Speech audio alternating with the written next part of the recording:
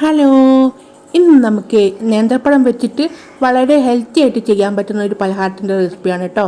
അപ്പോൾ അതിനായിട്ട് ഞാനൊരു പാൻ ചൂടാക്കിയിട്ട് അതിലേക്ക് ഒരു സ്പൂൺ നെയ്യ് ഇട്ട് കൊടുത്തിട്ടുണ്ട്. അതിൽ ഒരു പഴം ഇങ്ങനെ ചെറുതാക്കി മുറിച്ചത് അതും കൂടി ഇട്ട് കൊടുക്കുക കേട്ടോ.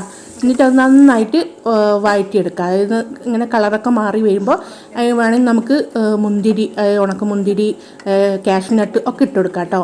അപ്പോൾ ഞാൻ മുന്തിരി ഇട്ട് കൊടുത്തിട്ടുണ്ട്. പിന്നെ കുറച്ച് തേങ്ങയും ഇട്ട് കൊടുത്തിട്ട് പിന്നെ ഏലക്കാപ്പൊടി, പിന്നെ ഒരു 2 സ്പൂൺ പഞ്ചസാരയ്ക്ക് വേണമെങ്കിൽ ശർക്കര ഉപയോഗിക്കാം കേട്ടോ. എന്നിട്ട് ഇതിലേക്ക് നമുക്കൊരു ബാറ്റർ തയ്യാറാക്കണം. അതിനൊരു 1/4 കപ്പ് ഗോതമ്പ് മാവ്, ഒരു 1/4 കപ്പ് റവ കേട്ടോ. ഞാൻ ഈ ഗ്ലാസിൻ്റെ അളവിലാണ് എടുക്കുന്നത്. എന്നിട്ട് ഇതിലേക്ക് നമുക്ക് പൊടിച്ച പഞ്ചസാര ഒരു 4 സ്പൂൺ ഇട്ട് കൊടുത്തിട്ടുണ്ട് കേട്ടോ. ഇത് ഏലക്കയും കൂടി മിക്സ് ആക്കിയിട്ടുണ്ട്. അപ്പോൾ ഏലക്ക കൂടി പഞ്ചസാരയും കൂടി പൊടിച്ചതാണ് കേട്ടോ. എന്നിട്ട് ഇത് നമുക്ക് എന്ത് ചെയ്യാം, നന്നായിട്ട് ഒരു ബാറ്റർ പോലെ കലക്കിയെടുക്കാം. അതായത് ഒരുപാട് അങ്ങോട്ട് ലൂസ് ആവാനും പാടില്ല, ഒരുപാട് അങ്ങോട്ട് കട്ടിയിലും പാടില്ല. ഒരു മീഡിയത്തിൽ നമുക്കിത് കലക്കിയെടുക്കാം കേട്ടോ. അപ്പോൾ ഇത് നമുക്ക് ആവിയിലൊക്കെ വേവിച്ചെടുക്കാൻ പറ്റും നല്ലൊരു പലഹാരമാണ്, നല്ല ടേസ്റ്റാണ് കേട്ടോ.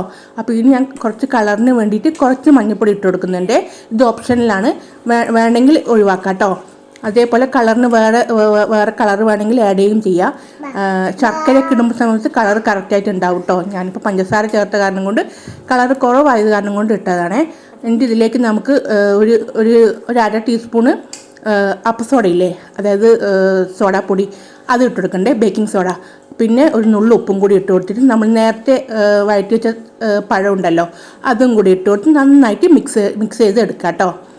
അപ്പോൾ ഇതേപോലെ ഉണ്ടാവും. അതായത് ഒരുപാട് അങ്ങനെ ലൂസായി പോകാൻ പാടില്ല, അങ്ങനെ ഉണ്ടാവും കേട്ടോ. എന്നിട്ട് അതൊരു നമുക്കൊരു 5 മിനിറ്റ് മാറ്റി വയ്ക്കാം.